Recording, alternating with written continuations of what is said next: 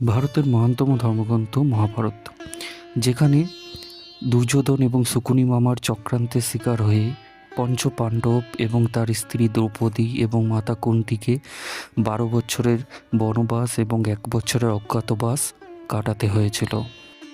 শর্ত ছিল, যদি কৌরবদের দ্বারা তারা আবিষ্কৃত হন তাহলে তাদেরকে আরও 12 বছরের বনবাস কাটাতে হবে।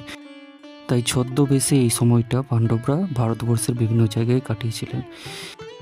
এই বিচরণকালে পশ্চিমবঙ্গের অজয় নদীর তীরে পাণ্ডবদের থাকার কথা উল্লেখ আছে।